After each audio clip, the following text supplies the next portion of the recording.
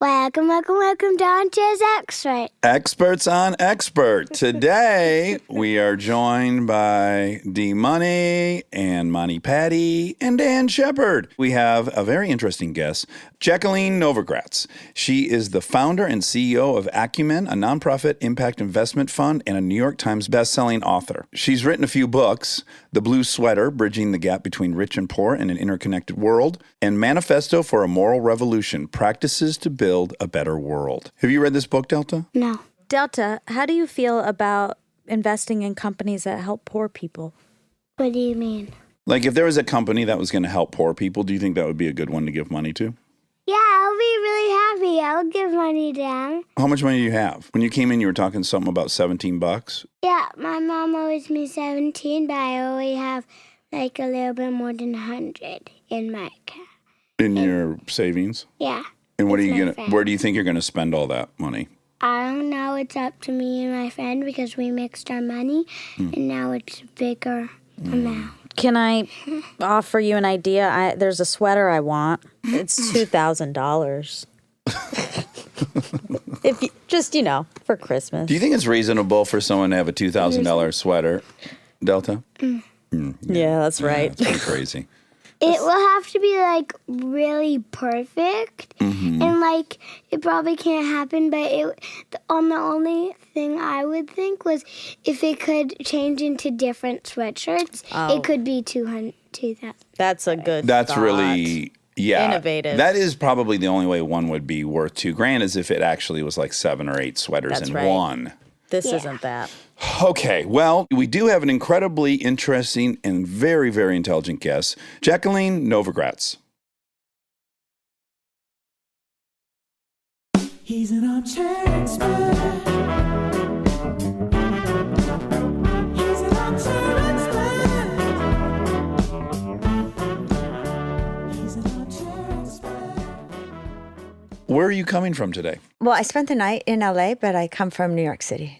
You're from Virginia originally? From all over the place. I was technically born in Fayetteville, North Carolina. My dad was an Army Ranger and then moved probably 17 times until I was 10. Oof. We've had an inordinate amount of people that had that childhood. And I think it's one of these things, not unlike dyslexia, which is like, it either breaks you or it really makes you. It becomes an asset. Would you say clearly this has fallen into the latter? Probably like everything, there's the two sides, but probably the latter. We had this big family and we moved around. It probably reinforced being a tribe. I think you have to learn how to make friends really fast. Yeah. And yet I still have a horrendous time saying goodbye to people. That's what stuck with you. Yeah, but being the new kid every year and a half or whatever that would have worked out to, 17 times in 18 years, we're looking at 12.6 months. By the time she was 10. By the time I was 10.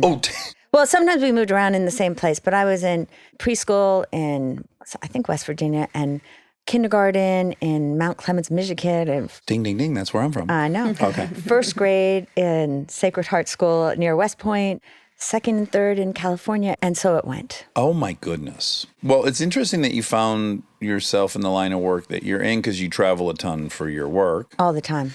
I would predict you'd be allergic to moving around. I would imagine you desire roots like in a crazy way. Well, again, I have roots and rootedness in this family. I mean, there are 7 of us, and we're a tribe on every level. And so no matter where I go, home is there. But how about making new friends? Did you have enough siblings surrounding you in school that you at least had someone you'd see in the hallway? Well, yeah. I mean, I walk down New York streets and I always bump into a sibling or a Oh, you niece or a do? nephew. So we always had friends.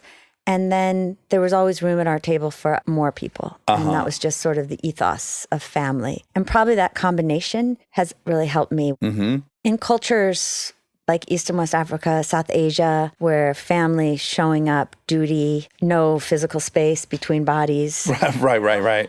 is all kind of part of the deal. Yeah. So I think it actually really helped me in my line of work. And then high degree of flexibility required of you, Super degree of flexibility. which is a hard skill to pick up. I moved a ton as well, lots of different stepdads, the family changed all the time. And I have only lived in 2 different places in LA in 26 years. But there was a magic word that you said there, which was stepdads, a lot of stepdads. Yeah. You didn't have stepdads. No, I had a lot of stability. Right. I had this kind of big family, immigrant roots, Catholic rituals and traditions. There was a lot of stability within the chaos. What I want to talk about is your broader question of what do we define as success? Like, this is a fundamental tenet to maybe all of these issues we wrestle with, is like, if the foundation of success and the thing worth pursuing is, as you label it, money, power, and fame. Uh-oh, I forgot. We are in LA.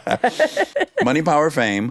When I think about tackling this, I'm in lockstep with you as someone who's gotten unfair shares of success, money, and fame, and to realize those didn't really solve any of my existential crises. But it's a lot to ask somebody to trust me and to say, don't go pursue it, that there's actually esteem in actually loving oneself on the side of service, ironically. Unfortunately, I think we in Hollywood have a big role in it. How are these measures of success problematic for us?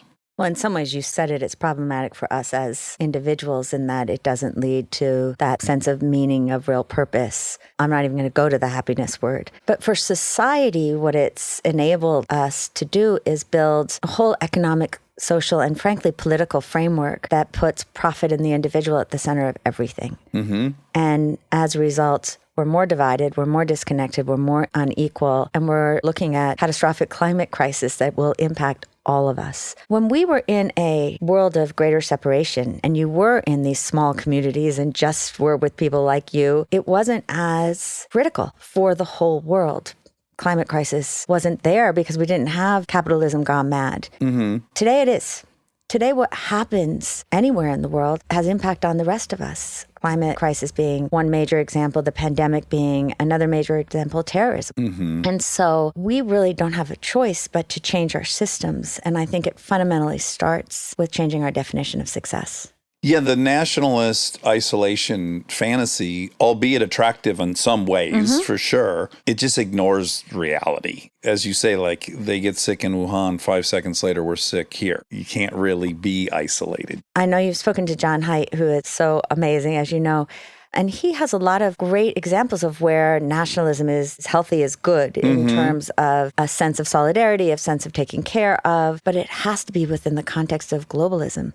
I don't know if you saw at COP, there was a 15-year-old girl from India, and she gave the best speech of the whole thing. And she said, I'm a girl from India. I'm a girl from Earth. If only this is how we raised every child. Yeah. Okay, I've acknowledged myself as a cynic, as a pessimist. So when I see your life story and I see you go to Stanford, for MBA, and then work at Chase for a few years, and then go, no, this isn't the path, I'm already can't understand you. Really? Well, first, can I challenge you? Yes.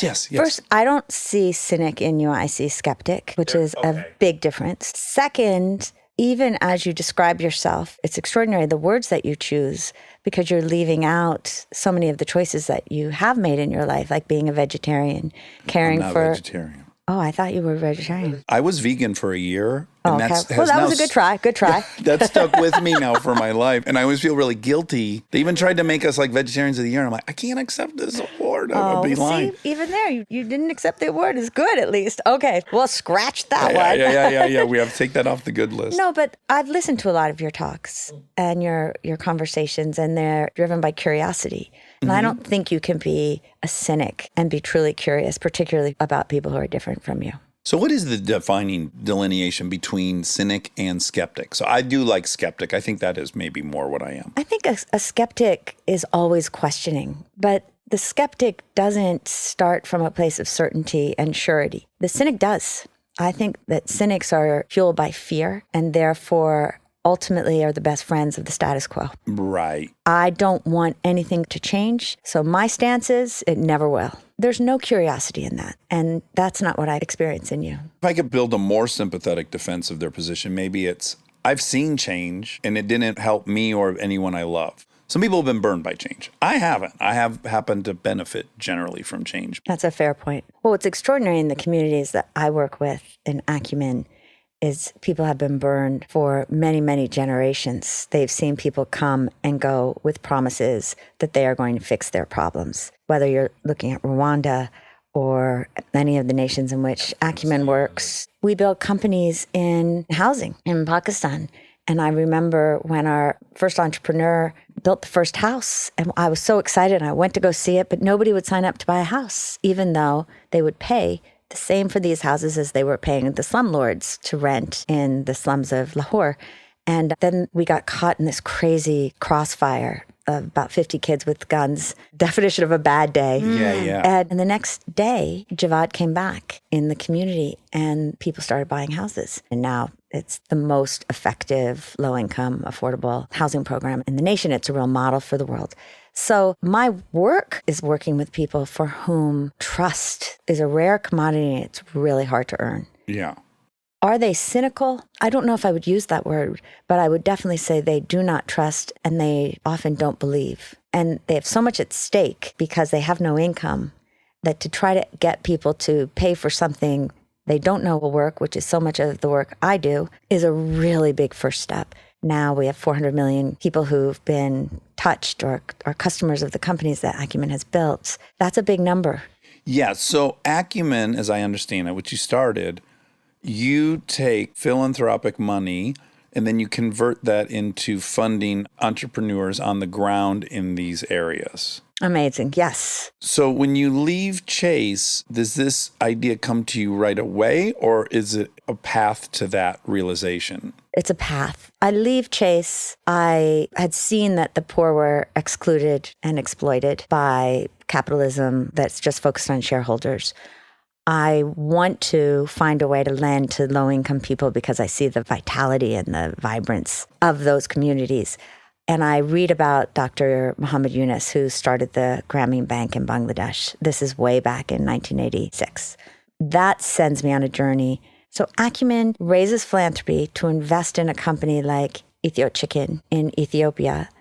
Two guys from Chicago see the opportunity to create a chicken industry because there is no chicken industry and high levels of malnutrition. But they've got to find a way to build an industry with customers who make $1 a day, who have no trust of them. There's no financing. There's no infrastructure. There's corruption. So you would help finance the chicken company. So we would meet, in this case, Dave Ellis and his partner, Joe Shields. And they would come to our East Africa office with this great idea that they're going to build a chicken company. And we'd be like, why don't you go and just try it a little bit first? Yeah. So they get $100,000 from the Ethiopian government from this, who's trying to privatize some of these defunct chicken places. And they make every mistake in the book, but they keep coming back. They don't get cynical. And then they actually have a business model that really intrigues us, where they've learned by then why the current business model is fully broken. And they understand that too many do-gooders or just foreign capitalists think that you could sell a one-day-old chicken to a farmer and the farmer will take it and run.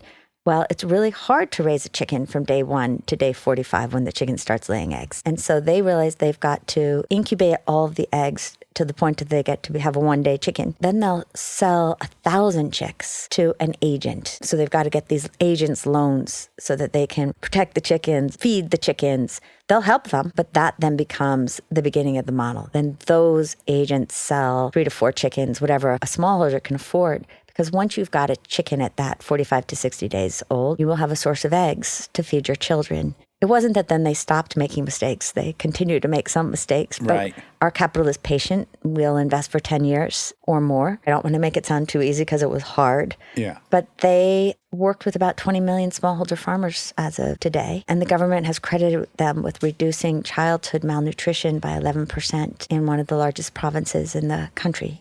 So I have to imagine part of your success is that while you are definitely mission-driven and philanthropic at heart, you're also must be a pragmatist in what the reality of a market is and how it must work in order to be self-sufficient. Like, did you bring a kind of bold reality to this space that maybe hadn't existed? Thank you for asking that.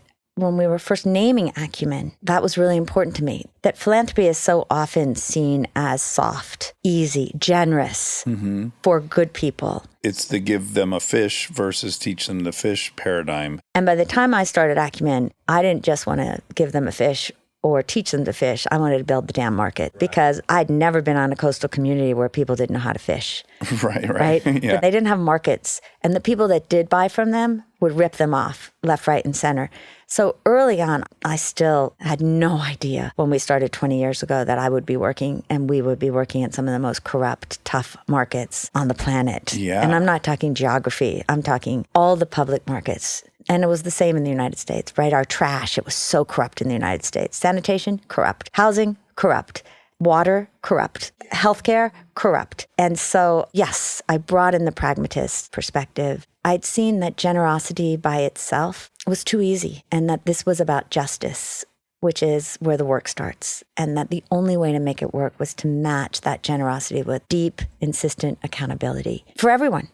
So that the poor weren't seen as starving, needy, but they were seen as whole, moral human beings capable of solving their problems. There's a very fine line between compassion and pity, and you must always find yourself on the side of compassion and not pity. Yeah, I hate pity. I even think that empathy can go too far. Oh, we're Paul Bloom devotees, so... I loved your talk with Paul Bloom. He is awesome. Yeah, he's incredible. And I'll say this to the young people all the time, empathy without action is another way of reinforcing the status quo. So I don't want to hear about how badly you feel. Tell me what you're doing. I come from an anthropology background, so I've seen just nothing but the terrible outcomes of many, many well-intentioned programs throughout Africa, throughout South America. People suffer from something we call naive realism, so it's like, I want a microwave. I have to assume the Messiah want a microwave. Like, I can't comprehend someone doesn't want the same thing I want, right?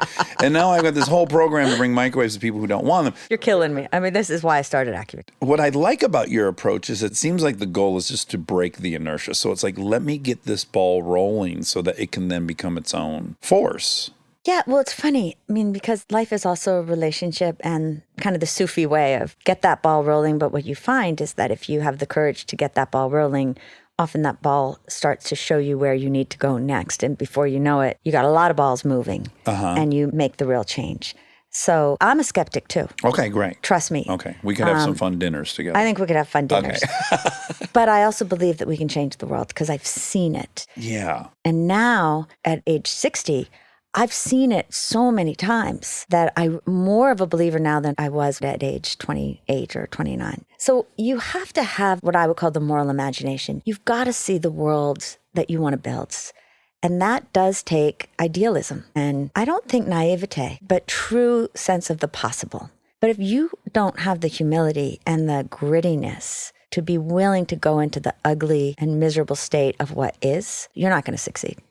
And that, I think, is our starting point. When we see an entrepreneur, it doesn't matter how big their dream is. Can they hold that dream while also operationalizing at the ground level? Now, probably the sector that has most changed me as a person because of all the great work everybody else has done and that I've gotten to kind of ride shotgun to has been in electricity, off-grid. 300 million people have gotten electricity from your programs? 160. I'm sorry, there's 300 million people without electricity. There's still 800 million. Oh, geez Louise. I was way off that. No, you weren't, because most people would assume that 145 years after Edison invented the light bulb, everybody would have electricity. Yeah. And when you think about people who don't have electricity, you think, oh, that's really bad. They're in a village in the dark. Go live there.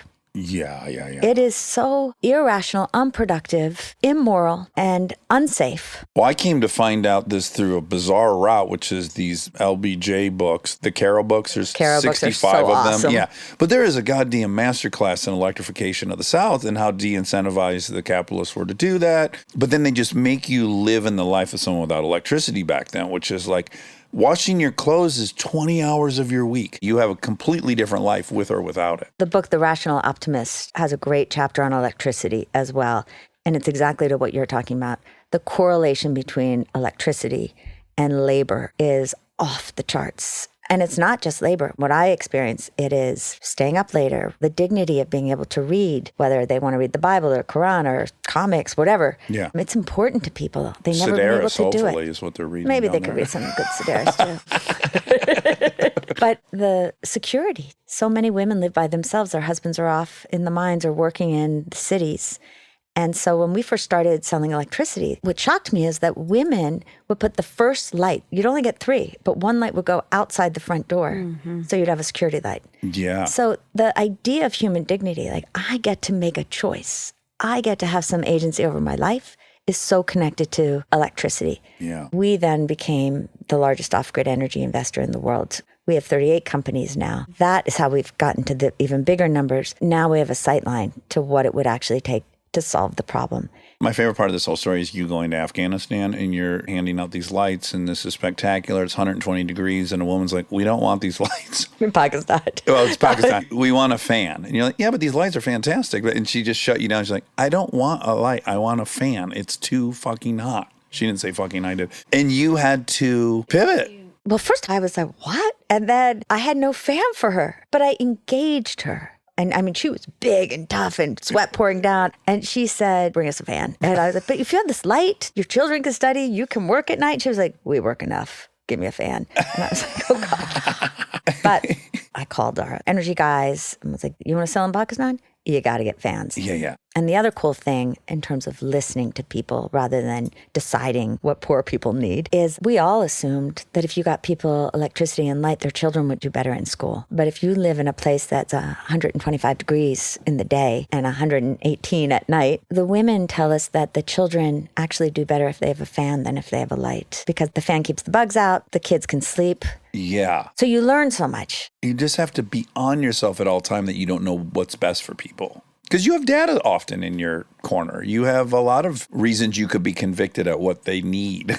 Yeah, and I'm not a believer that the community always knows. Sure. Because they sometimes don't have any information. The question of who decides is, I think, the biggest moral question that we have and we always have to be asking. Yeah. You got to know who is the community? Who is speaking to you in terms of deciding? So I'm not, let's do anything that the community says. Yeah. Let's have a relationship. Let's share what we know and can give to each other to make real change. And I think it's in that interaction that you plant the seeds of dignity, not just of low-income people, but of all of our dignity. And that's where the magic starts. Back to success, one of the great moments of my life was sitting in a Rajasthani community with all these women who had D-Light solar lights, little ones, that some of them were carrying them like they had bangles. I said, tell me why you had the courage to change from kerosene light lanterns to solar. I heard all the normal answers. And then one woman said, I don't feel stress. And I said, what do you mean you don't feel stress? And she said, well, when I had a kerosene lantern, I would always be nervous that my children might topple it over and get hurt. And now I don't have that fear. And I said, well, that's really interesting because the young man who started this company, Sam, was living in Benin, a West African village,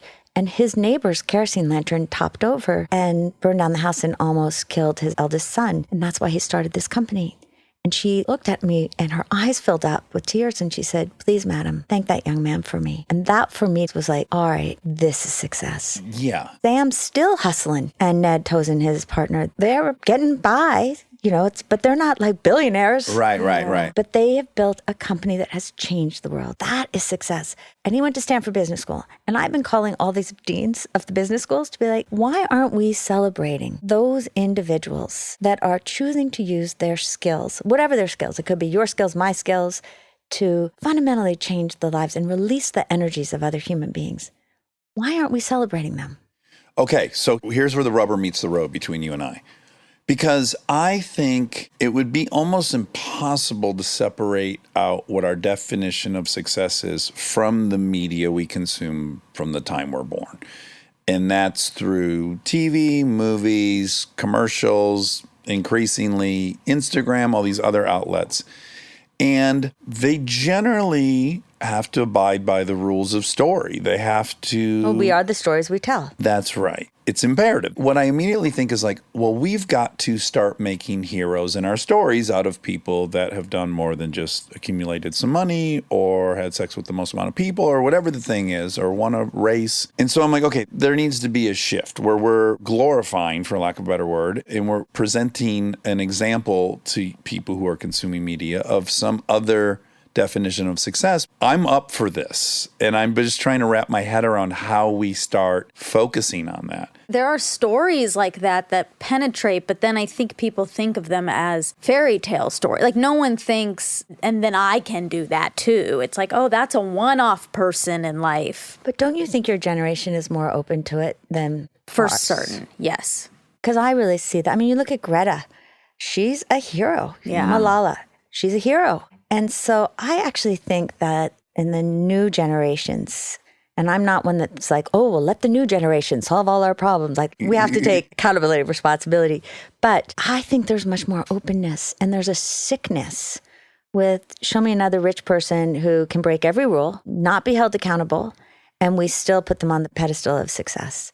And so, yeah, I wish that I could be the kind of storyteller that you are and that you know, because we need media types to make superheroes, not caricatures, out of those individuals that have chosen to focus on solving some of the biggest problems of our lives. And what I know from now having worked with over 1,000 young people and through Acumen Academy, our School for Social Change, is that there is a generation that wants to do it, not because they want to be good, but because they want to be used. They want to be the smartest, toughest. And that's the story, in my opinion, that most needs to be explored. So our mutual friend, Adam Grant, he and I have argued many times about selfishness and selflessness. I'm of the opinion there's no such thing as a selfless act. He's of the opinion that there are.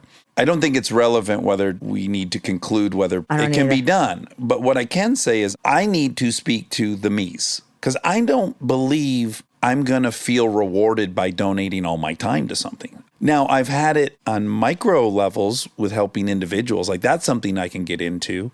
That's something I've benefited from. That's not true. All right, tell me why. Because you spend all your time doing this, which is for others. And look at the people that he chooses to interview. I mostly interview y'all, and I have a unique curiosity in y'all because you're so different than I am. And I really want to wrap my head around being motivated by the thing you're motivated by. And in the absence of that, I've got to try to figure out my road into it in hopes of bringing the people like me along with me. Does that make any sense? I think it's okay to say, I enjoy this, so I'm going to use it for good. It doesn't have to be, I hate this, therefore it means it's service. I think service can be something you enjoy. Pleasurable. Yeah. I agree. My brother, Mike, is, He's going in the other way, right? He's like a real capitalist. yes, I mean, he's Bitcoin king kind of a guy. Right. We started when we were little arguing, do you go out and make a lot of money and then do good for the world, or do you just do good for the world? And he obviously went one way, I went another way. And we're still arguing and helping each other. What's been fascinating to me, because Mike has had public failures and done stupid things that he doesn't hide, and I think it's made him connect to other people, particularly people in the criminal justice system. And over time, just by taking little baby steps, he has seen how completely broken our criminal justice system is. And now he is an enormous advocate for reform. He is one of the biggest voices and funders at his nonprofit. I think he's hired 8 formerly incarcerated, or now they're calling them returning citizens. Okay, we always got to rebrand everything every few months. These guys are unbelievable. And my brother is not a saint. Right, yeah. He makes messes. He's tough. He has big parties. He's, my team is like, did you go to that party? I'm like, we're a family. And so I'm not asking people to be suddenly like saintly. Right. My side of the street has a big chip on her shoulder. Every time you do good, we feel judged by you. Rather than, what's the world we all want our kids to grow up in? I know. It's so stupid. We need everybody. That is the point. I have a question about, because all I can think about now is homeless people here, specifically in LA. It's so hard. And when you're talking about listening to the community and the woman saying, I don't want a light, and you know she needs a light, this is all tied into the homeless unhoused crisis. Specifically, I think we just here. Rebranded that here. Yeah. But it feels so overwhelming. Obviously it is. No one has a good answer.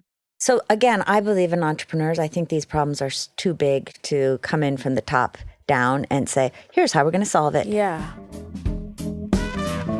Stay tuned for more Armchair Expert, if you dare.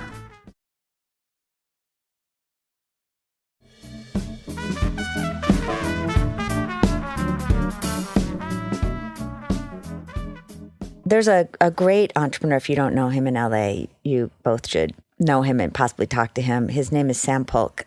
Started to understand the whole idea of food deserts, that when you live in the inner city, there's no food that you can afford. What food is there is of terrible value and super expensive. And so he did what a lot of people do and started a nonprofit and saw, well, this is good, can train women, but big deal, not solving the problem. And so we decided to start a fast, nutritious, healthy restaurant called Every Table. We were early investor. They built it to 8 restaurants.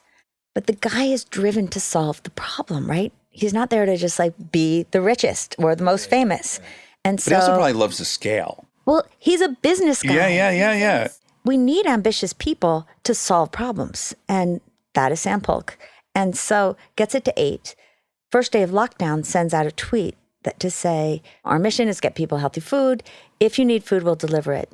If you can't afford it, we'll deliver it anyway. And if you're willing to pay it forward, here's a link. Overnight, all these not rich people started to support their neighbors. Yeah. And then they partnered with government. 8 million meals have been served by Every Table since the beginning of the pandemic. And Sam's always wanted to franchise this thing and make sure that his franchisees come from the community.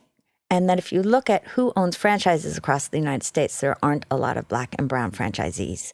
And so he built Every Table Academy to train employees in what it means to run a franchise. One of his franchisees was unhoused when she started working at Every Table. And to hear her talk about, I'm going to be a job creator, it starts to make us think about how we could solve problems in this country. And I also think it could help us get beyond talk about language. It's government, it's private sector, it's Democratic, it's Republican. It's like, no, what we're good at in America is entrepreneurship. What we're good at is solving problems. We sort of have forgotten that. Okay, so in the Manifesto for a Moral Revolution, you have 3 pillars. One of them is moral imagination, and that we talked about, which is like seeing people as equal. You're not idealizing them. You're not pitying them. Holding opposing views. Now, this is so critical, in my opinion. Why is this such an important aspect to your work? I said in the beginning that my tribe is the tribe of builders. It's the tribe of people who don't just see what's wrong, but are focused on what could be right and then go build it. That building is not a path of purity. That building requires constantly holding these opposing values in tension. You need to make your company profitable. But if that's what drives you, you're going to drop purpose. So you've got to hold that with purpose. You're going to have to be making compromises along the way that don't destroy the core of your own integrity. But for instance, I got a call when we were looking at a sugar factory in a feudal farming, some of the poorest farmers on the planet that were now going to be able to get out of bondage and have a real opportunity. And a potential donor called me and was like, why are you destroying the people here with sugar? I was like, well, do you ever have sugar in any of your food? Like, seriously, are we really having this conversation? And so would that be my first choice for an industry to get involved in? No. But compared to what problems are we trying to solve? And so I think we've gotten to a point where we're not listening to each other. We fling opinions at each other, and we don't create the time to ask people to talk about the principles on which they are standing. And that's actually why we created Acumen Academy, because all of the nations that we work in, not just the United States, are at great risk of tearing themselves apart.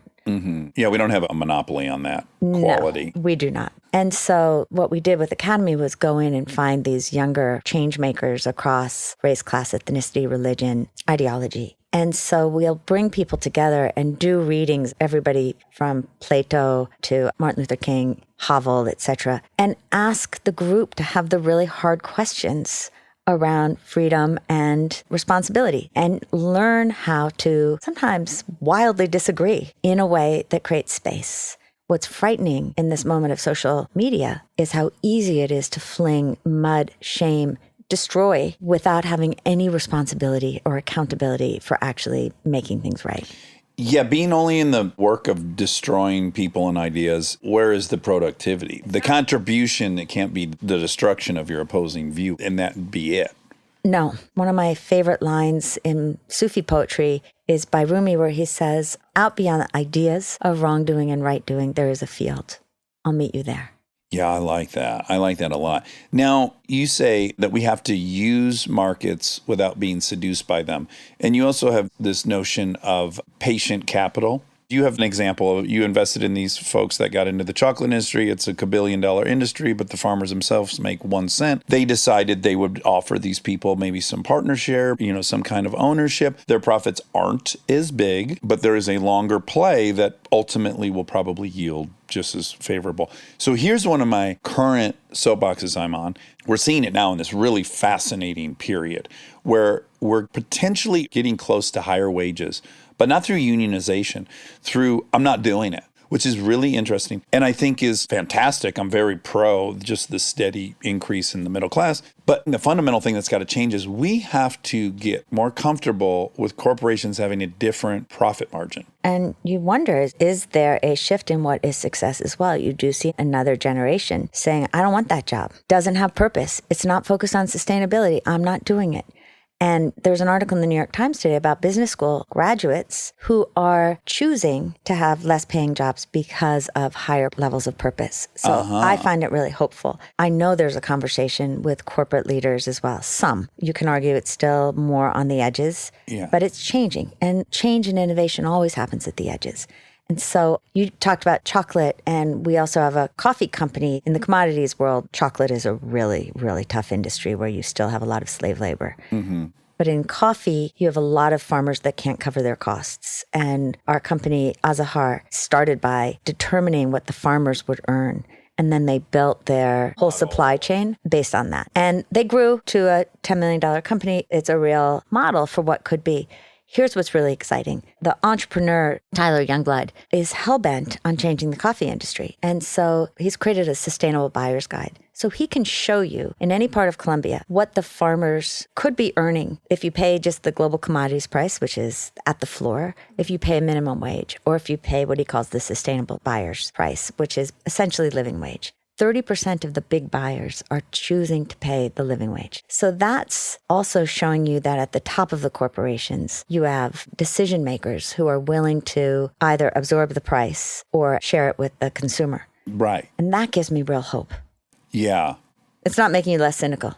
No. I just think it's my job to find out what the carrot is for even the worst individual making that decision. So the person that's looking at 3 different coffee prices, maybe they don't care about other human beings. Let's just assume worst case scenario. I then go, okay, well, another way to skin that cat is the consumer has to vote pretty clearly with their dollar. Well, and we have to ask ourselves how change happens. There's the short term and there's the long term. Long term, I feel the writing is on the wall. Given the generational shift, given that the climate crisis is here, we can't any longer say that shareholder capitalism is the great way to go. That conversation in 10 years has fundamentally shifted. I would predict that in the next 10 to 20 years, you won't be able to run a corporation if it isn't clear that you are doing so with sustainability, a sense of purpose, because you won't be able to have employees. You won't be able to have customers and your shareholders. Look at Engine One putting 3 environmentalists on the board of Exxon. It gives me real hope. In the short term, we still need the business models and the role models. And that's my job. I want to find those individuals. And we often say, well, only the privileged can afford to pay. Only the privileged can do this. That is not my experience. I work in some of the poorest communities on the planet, and it blows my mind to see young people who, by many definitions, have nothing just show us all up by deciding that they're going to clean and green their city, or they're going to join a company like D-Light. And before they go to college, they're going to make sure that everybody in their village gets electricity. Just a level of wanting to be part of change just excites me. Yeah, but I do think you are one of the unicorns, as is Bill Gates, someone who can straddle these things. There are plenty of people on the far left and the far right of this debate, and there's very few people going, okay, I'm going to make this work. I loved Bill Gates' climate change book. It's the first one I ever was exposed to that I liked because it wasn't shame forward. I've never seen shame get anybody on board to be with the change. I love when Adam Grant says, instead of always asking people also why, we can ask them how when there is somebody on the other side. so that we can understand where a person sits. Because we've got to pull a lot of people over to get on with the program that is a world that puts our humanity and the earth at the center, not just money. We got to make it look sexy here in Hollywood. I think that's our That's role. your guys' job. I mean, I'm so bad at that. You got to make it look cool and sexy. Like somehow, you got to imagine Schwarzenegger like executing one of these plans. We might have to get people over. Like if you saw some of these young Nigerians and Kenyans and Colombians and Americans and what they're doing and the joy, and they're killing themselves to do this work, but they will dance all night. Well, one of the fundamental aspects, and you used the word several times here today, is trust. And so I guess I have a particular compassion for people who grew up in a family environment, maybe in a town, maybe in some population where their benevolence was always exploited.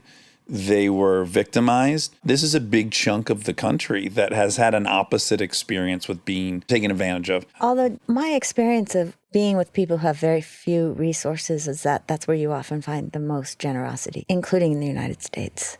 And again, looking at the returning citizens, the formerly incarcerated, I so often find the opposite of what you're saying. Yeah, and I totally agree with you. I guess what I'm saying is we interviewed Meta World Peace. This is an NBA basketball player, Ron Artest. He famously went into the crowd and got into a fight with some of the members that have been throwing drinks at him. He grew up in Queensbridge projects. He watched someone get stabbed through the heart with a leg of a table at a basketball game. People shot at the court. So where that human being comes from, and you're telling him that there's great esteem on the other side of helping everyone around him, we must account for that. Absolutely. But the counterpoint is, I truly believe, and remember, not only did I go through a genocide, but one of my colleagues and co-founders was a planner of the genocide. So I'm not sitting here thinking that there are angels and there are monsters. Right. I believe that there's an angel and a monster in every single one of us, and that all of these systems have within them angelic and monstrous elements. That said, I have seen for all my life that people yearn to be good. And I think everyone can get there if they trust. And we can build trust, but it is a long road. Yeah. You almost swore just now. Were you going to drop freaking on us?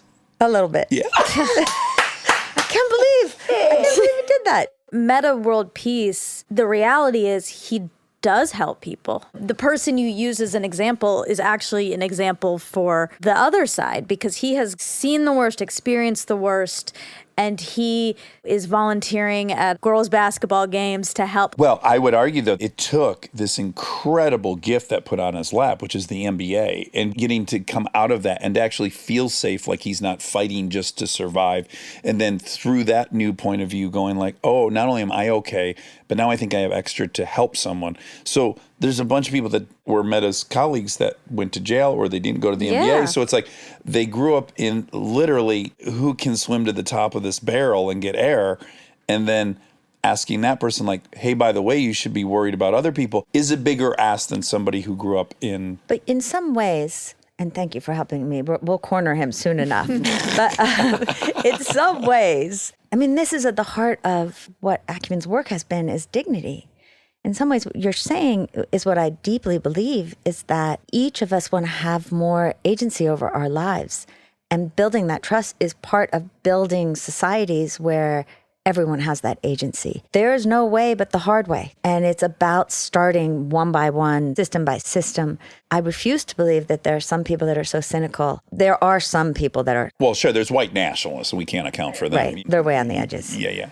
And it's dangerous, because what I saw in the genocide is that becomes a virus that spreads. Yeah. However, most people, if you take the time to listen to them, they'll talk, they'll be seen. Mm-hmm. And that in and of itself is a contribution we can each make.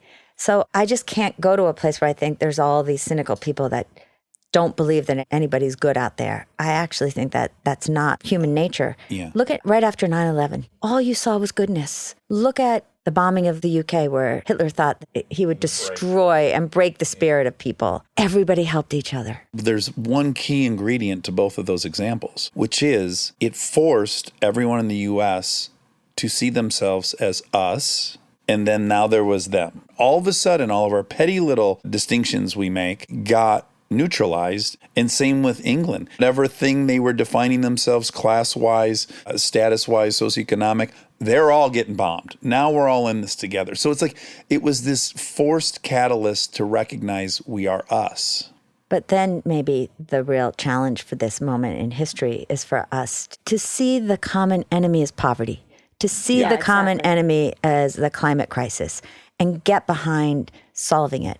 I'm with you. I desire the same world you do. It's also starting a conversation about both the brokenness in all of us and the light inside all of us. Because I think that a change in consciousness is part of this. I also think it's around, the toughest guys, the toughest women, that this is not work for sissies. Yeah. This is work for the new heroes. Maybe it's not about, let me try to pitch you. Maybe I start by just trying to know you. I'm with that. I do urge people to read, though, The Broken Ladder. You read Broken Ladder? Mm-mm. Oh, it's incredible. It's really intense dive into income inequality. And I think not unlike that, like racism injures us, even if we're not the victims in the most general sense of it. Similarly, The Broken Ladder really points out that, this thing is injuring all of us. Like if I can only appeal to one's own selfish interest to find out how this income inequality is affecting you, even if you're on the upper side of it. I definitely have treated it, because I often say that maybe the most important thing I've learned is that we don't get dignity as a human race till all of us get dignity. I don't think I really understood what that meant for a lot of my life, that it really, truly is what you're saying. Yeah. That when your kids see people on the streets, it hurts all of us. It's such an interesting thing to try to explain to your kids. I mean, that's all of us.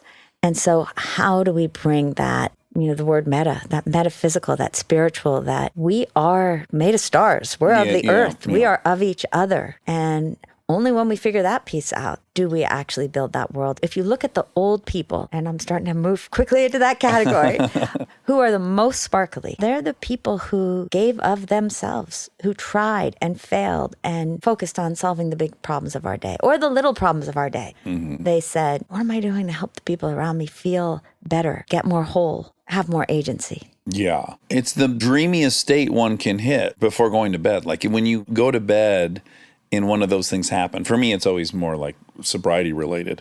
And I'll be like, oh, fuck yeah, they're coming back tomorrow. Whatever the thing is, it just feels infinitely better in a selfish way. The harder stuff is the stuff that feels the best when you got through it, right? Yeah. Yeah, more Paul Bloom suffering. We Yeah. need it. Okay, well, I hope everyone follows your lead.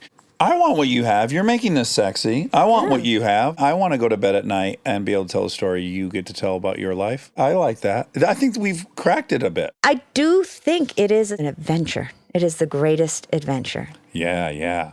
And yeah. you look at Jane Goodall, who doesn't shame anybody. That was a pretty cool contribution woman's made. Yes, big time. But I do think that this world, that you have to confront your own humanity and the humanity of other people too. Rudyard Kipling, who I think may have been canceled at some point along the way, but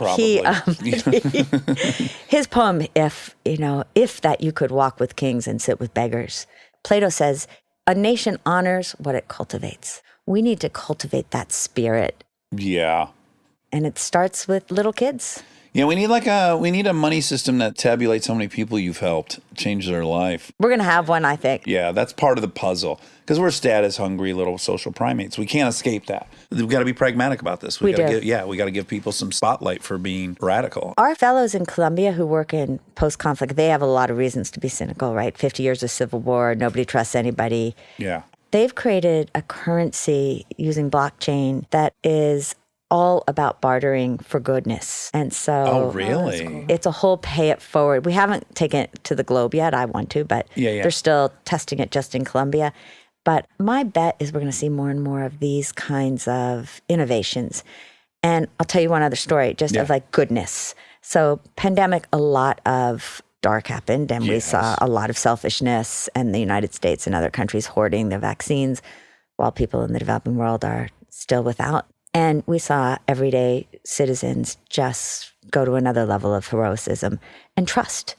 And so I and my team, we reached out to some of the wealthy people of our community and said, look, Acumen always raises philanthropy and then we make equity investments and loans. We don't make grants. But right now we need grants because if we don't get money to these companies they're going to have to fire their people, and then we're going to have to build food banks, keep them on payroll. And so many people came forward and just gave money. And the stuff that some of these entrepreneurs did just blew my mind to fundamentally change systems. Then India had its second wave of COVID, and my country director called me and said, at this point, it's not that our companies need money, our fellows and our entrepreneurs are seeing their family members die. They have no resources. They're completely burnt out. How would you feel about using the money that we have left from our emergency fund to give people money just so they get through? Yeah. I knew who had given the money. I knew I could ask. And I was like, let's do it. As long as you build an accountability system in. And then a guy who is part of our larger community called me and said, I really want to help India. What can I do? And I said, look, I can tell you the organizations you should give money to, because we've decided that we're going to use the money we have just to help people personally. And so I really appreciate it, but here are 3 other organizations. And he said, I want to double the money you have because this emergency is not ending. And if you trust them and I trust you, I know the money will go to good use.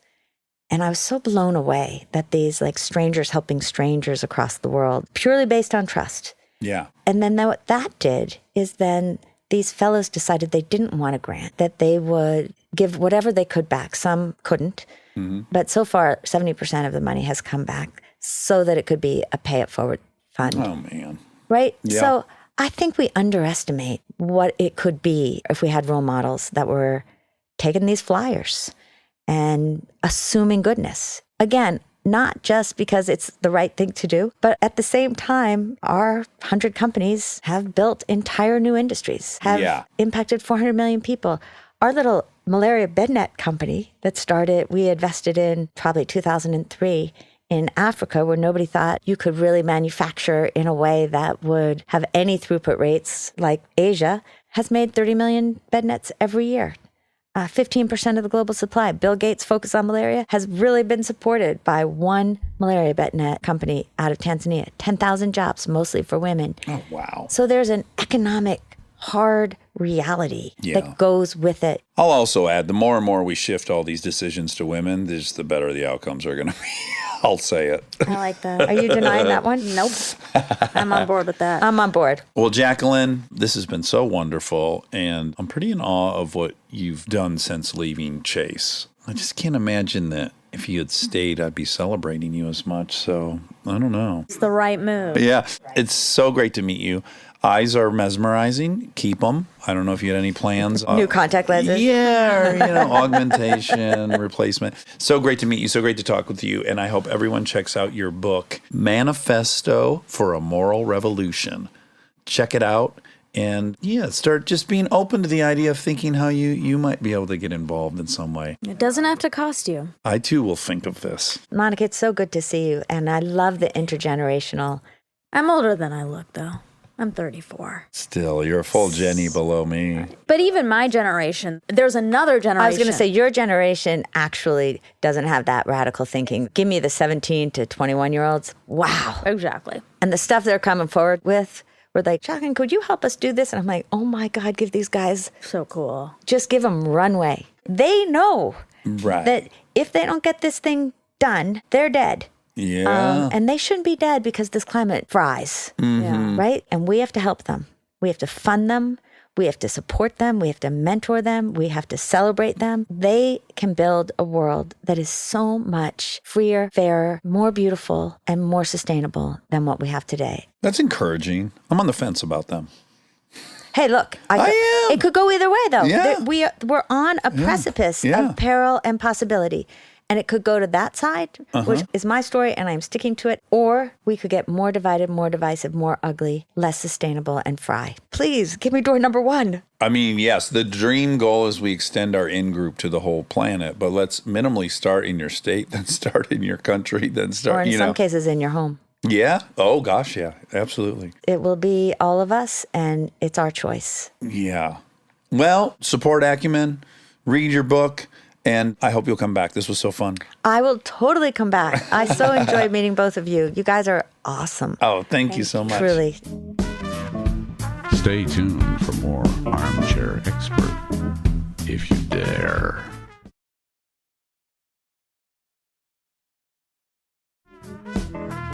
And now my favorite part of the show, the fact check with my soulmate, Monica Padman. We're recording this a little early, so... Yeah, so forgive our lack of acknowledgement if something enormously significant happened. Yeah. Other than what's already enormously significant, which has happened. Yeah. Oh, okay, so you're fresh from a Faisal. Yes, I got a facial. Microneedling. Microneedling Faisal, and you initially claimed you were bleeding, which was exciting. I was kidding. Yeah. But it is teeny tiny needles. Oh, mini needles for a mini mouse? Miniature needles for a miniature mouse.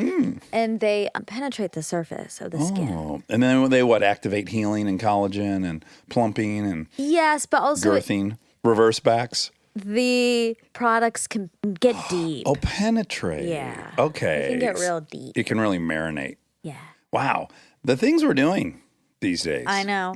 Cutting our faces up. Well, yeah. I mean, I guess the proof's in the pudding, but it seems crazy. It's not invasive or anything. Well, needles through the skin so the serum will seep in. Teeniest, like you could do it at home. Should I do it at home? You know me, I want to push extra hard because if a little bit of a hole is good for seeping, and Yeah, then I a know. lot of bit of a hole probably. I know. That's why you can't do it. Yeah. Do I look red? Mm-mm. Oh, really? Not at all. Your cheeks look a little puffy, though. Like there might be some light swelling of your cheeks. Yeah, sure. Yeah. Is that common? It's from the blood. You look extra kid-like right now. Do you think so, Rob? Let's see it a little bit. Yeah. See the extra It's probably healing. puff like right through here and here. You didn't get a It filler, does did feel you? hot. No. Oh, okay. No. I had Okay. not. I did not. Can you do cheek fillers? Oh, yeah. People do all kinds. Well, do people have ass cheek fillers? They have. The curiosity for me is, are guys getting prick fillers? No. You can Google it if Actually, you want. probably. Yeah, if everyone's making things fatter and bigger and plumper, and wouldn't most guys want more plumpness and fatness. I guess. I think that would get in the way reproductively. Well, no, you don't put any filler in your vas deferens. It might get in there on accident. Well, no, you Phallofill Fallofill. thing. Oh, my God. Oh my goodness. No pumps, no pills. Medically administered penile girth enhancement. Ooh, Oh my gosh, this is thrilling. I don't know about this. Rob, should we get this procedure? Some before and after photos. Oh if my you- God, wow. we'll keep those up after this recording. We're I'd not love to take a recommending look. this. I'm just saying No, that. no. But we will be the canaries in the coal mine, and we'll go get some baseball bats and see. What if, do you think there's any Christians that get a filler of a cross on their shaft? Or conversely, some Jewish folks that get a Star of David on the head of their penis in filler? No. Could they just get tattoos? Why do they have to have filler? Well, because then you're feeling the strength of the. Oh, Yeah. pulsing? Well, no, just the. The strength of the Lord? Yes. Oh, okay. Okay. Okay, this is a ding, ding, ding, because after my facial, Neiman's is across the street. Neiman Marcus. Yeah. Call it Neiman's. You just call it Neiman's if you're on the know. Yeah. Yeah, like Crashers. Yeah, exactly. Yeah. I'm more in the know about Neiman's than Crashers. That took me a second. Wedding Crashers. Yeah. But there was a sweater that I wanted from the row. Ding, ding, ding. Oh my Ashley gosh! Olsen. Wow, it feels like we're sponsored by them, but we just I aren't. wish. Oh boy, I didn't get it, but I want it. nice restraint. I know. Let me see your hands. Are you still wearing that banging No, ring? not today. Oh wow! So you're not getting greedy with it. Like if I find something I like, I just wear it every day. It's not an everyday ring. How so? It's just really sparkly. And, Oh, and today we're looking really cash. I got you. And it was too flashy for your. Yeah, for my ensemble. It's a little weird choice though on your end because you were going to Beverly Hills where you sometimes are triggered already that they don't take you seriously. I was. I went into a store today and I was Pretty Womaned. Yes. Yeah. I mean, probably not, but in your mind, but also you wore your most downplayed outfit. Yeah. Mixed messy. You're like testing them. Yeah. Yeah, okay. Well, they don't know. You know, Right. they should be nice to everyone because they don't know. Yeah. They don't know that I almost bought that. Actually, that lady was really, she did not Pretty Woman me. She thought I was going to buy it. I felt like I let her down. You pretty womaned her. Yeah. Yeah. I feel guilty. Let me ask you a question though. Do you think the salespeople should treat everyone the same? Yes, of course. Well, okay, let's go to the extreme so I can make my point. You're at a Ferrari dealership. Uh-huh. You're a Ferrari salesman. Uh-huh. Someone comes in. They can't buy a Ferrari. How do they know?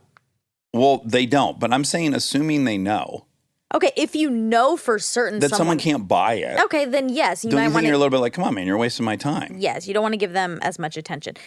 However, It's not a museum. yeah, but I didn't say I can't buy anything in here. Oh, no, I'm going to the extreme so we can see if there is a hiccup here. If you're just in there to like look at stuff and you can't afford anything and you're not going to buy anything, then no, the salespeople probably don't need to give you the same attention. They're going to give Right. someone who's going to buy something. Yeah, if I go to like a yacht and plane show and I'm strolling around, people should not waste their time talking to me. I'm not going to buy a yacht or a plane. Okay. I can't afford one. G650 is like $65 million. God. And you got to have a 650 because you want to travel intercontinentally. Do you want to hear about my nasal cleanse? Yes, please. Because I put a pin in it. I had walked in and I wanted to share it with you. Because also I wanted to warn both of you that there may be big drips of water come out of my nose. Oh, I can't wait. Have you ever used a neti pot? I've never. Okay. Have you, Rob? Yeah, I have. So I just found a new one. Oh. And I just used it for the first time. Inaugural voyage in my nose. And this sumbitch, you fill up a squeezy water bottle, then you put a cap on it. The cap has a nice little a cone-like silicone hook that goes perfectly in your nose. You tilt the bottle upside down. You don't have to do the bend over thing. And then you put the saline solution in there. And then you look yourself in the eye in the mirror, stand up nice and erect and tall with the phthalo filler, and then squeeze, and then it just rushes out the other nostril. Fuck, is it nice? What came out? Sadly, not much. It was really clear, but I've been struggling with a ton of debris up there. Yeah. A lot of cloggage. Yeah. Oh, gosh. Okay, now you talked about the row. I got to give a shout out again to Intake Breathe. Yeah. Because I've only used them to work out, and I Yeah. love them. And it crossed my mind, I'm going to wear it to bed. Because I've had all this signage stuffage. Yeah. I wore it last night, and it was the best night of my sleep in the last 2 months. Oh my God. So I think my nose is clogged enough that I'm having a little bit of hard time breathing through it at some periods in the night. And then I kind of wake up because I got to switch to mouth breathing. Yuck, hate it. And then last night I slept like a little dolphin. That's so lovely. Or a baby beluga, more accurately. That's now a lifetime commitment. I'm going to sleep with that every night. Yeah, intake. All right. Good product. So this is Jacqueline. Oh. She said that you were a skeptic. You said you were a cynic. Yeah. And I said I'm cynical. yeah, but I was just going to read the definition. So a cynic, a person who believes that people are motivated purely by self-interest rather than acting for honorable or unselfish reasons. Huh. Well, that's a shitty definition of cynic. Okay, second definition. A member of a school of ancient Greek philosophers marked by an ostentatious contempt for ease and pleasure. Oh, that's interesting. Contempt for ease and pleasure. That's interesting. Okay, and then the definition of skeptic, a person inclined to question or doubt accepted opinions. Okay, yeah. Or, number two, an ancient or modern philosopher who denies the possibility of knowledge or even rational belief in some sphere. Okay, back to cynic definition. Okay. I think the key there is their interpretation of the word selfish and mine. Because we have a generalized pejorative, which is that person's selfish. Yeah. That means like they take, they don't give. Now, I believe as an animal, that animals are self-interested in survival, in their own comfort, above all things. Yes. Now, I believe there's a way to act altruistically within that paradigm, but I just don't believe anyone puts other people ahead of themselves in any way other than their children, maybe. And even their children, putting them above themselves is a selfish act in that they're the carrier of your genes. Right. I see the distinction. But I think some people do. I think it's rare. You can, like, I have that opinion, but I'd still push someone out of the way of a bus at the risk of getting hit or killed myself. Yeah. I have an image of myself, selfishly, I've constructed. I have a definition of what I do in this life. Yeah. And it would include that. It's just more complex. There needs to be like 6 other words to encompass what selfishness would mean. Kind of like the Inuit have like 80 words for snow. Right. Yeah. The French have 30 different words for anal sex. Oh, no, they don't. I know, but Don't put that on them. Okay, how many companies does Acumen own? She said 100. According to this, We invest patient capital in businesses whose products and services are enabling the poor to transform their lives. Acumen has invested more than $143 million in 145 companies. Oh, okay. It's a lot. Yeah. Okay, was Rudyard Kipling canceled? Let's see. Oh, wow. There's questions that his poem If is racist. The British India-born writer and poet is seen as a controversial figure in modern times due to his imperialistic views. I have such an image of what that was. Like, that's someone in a white, hat, a wide-brimmed white hat, white linen clothing. Of who he is? Yeah, colonialist Oh. in India. This is him. Oh, well, I hope he wore a hat because he's bald as a cue ball. He's bald, but he looks distinguished. But he was down in a very high sun area. Oh, right. Yeah. That's true. He was out of his element. At Manchester University, they painted over a wall mural of that poem and replaced it with Still I Rise by Maya Angelou. So I guess, it's a thing. Sure. He was born in Bombay, currently Mumbai. Oh, I didn't know that changed from Bombay to Mumbai. Yep. Bombay has they branded it well in the 80s. It had a very upscale, exotic flair. There was the Bombay Bicycle Club, a chain of restaurants. There was one in Cancun, Mexico, that we ate at, and the garlic bread was off the charts, and it had a little cheese on it. Wait, was it an Indian restaurant? Well, Bombay Bicycle Club, and in the ceiling fans would be the kind of ceiling fans you have in India, that kind of colonial aesthetic. Maybe Rosewood. Probably. Yeah. It is. I loved it in there. And I thought, my God, I want to go to Bombay. It is elegant there. But then they served garlic bread, like Italian well, garlic bread. I can't remember exactly. No, it wasn't an Indian restaurant. Like, it didn't have curry and That's stuff. what I'm asking. Okay, no. Fuck, I don't want to misrepresent the Bombay Bicycle Club because, again, I loved it. We went on, day 2 of our family vacation there, and we wanted to go back every single day. I think you would have remembered if it was Indian food. Yeah. Do you have the you have the menu, Rob? Nachos, chili, burgers, salads. I mean, they have a egg rolls, pad thai fries. But do you have any iconography in there? Do you see any branding? It's really nice. There's a flamingo on a bike. Yeah, elegant, right? A It's kind of flamingo? like fine line drawing. This Bombay has Yep. nothing to do with the city in India. But in my 8-year-old mind, well, I guess that was probably 12. My 12-year-old mind, man, that was I wanted to go. Oh. Bunch of flamingos riding bicycles, garlic bread on every corner, nachos up the wazoo. Yeah. Oh, wow. There was a lot of restaurants, too, in my youth that had Oriental in the title. I know. Did you have any of those? Well, there was a brand called Oriental Trading Company. I'm not sure if it still exists, but it had party decorations. Now, I think you can retain the name Orient in your title if you're specifically talking about items imported from the Orient, like a specific area within China. Oh, maybe, yeah. Obviously, you don't call people that. We don't anymore. No. No. But we did. We have did. to acknowledge that we A did. few minutes ago. Really a few minutes ago, in my short baby lifetime. You're right. Yeah. Which you've returned to with your cheeks today. Yeah, and now my eye feels like it's shutting. Yeah. Well, I think you're in anaphylactic shock in the beginning stages. Did she use wasp stings as part of this collagen? I wouldn't even care. She knows what she's doing. She is so good. I will not say her name on here. Yeah, it's smart because she'll get too overrun. She'll get so booked up. I was going to say, she worked your face like a job, which is a saying, but it actually did, But literally. it is her job. Yeah. She had to write a paper for school. She's in also. What grade? She's,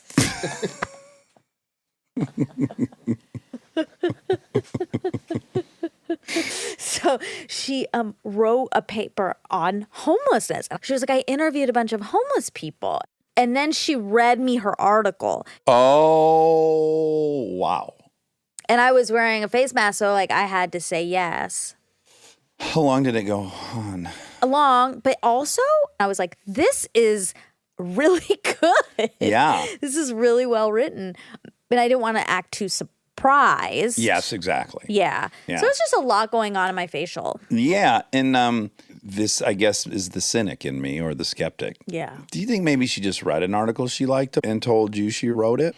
I don't know. But also, like, you can be a really good writer and not be very verbal. Oh, like if you have severed vocal cords or something.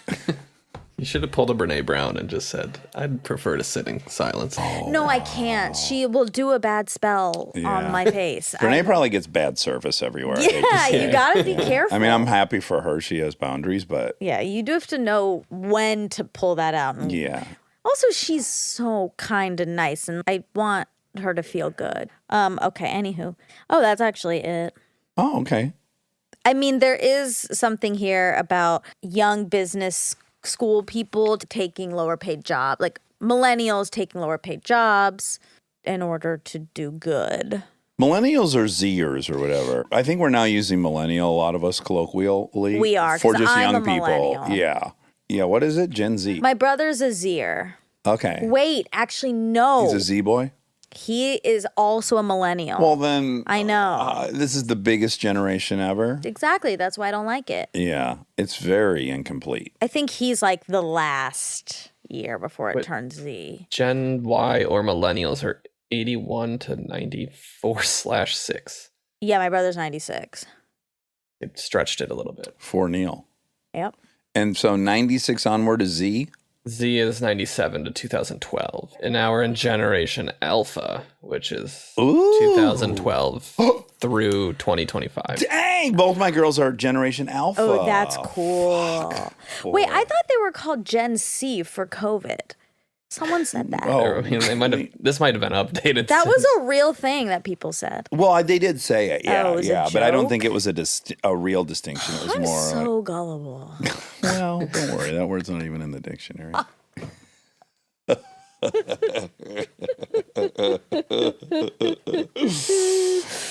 I love you. I love you.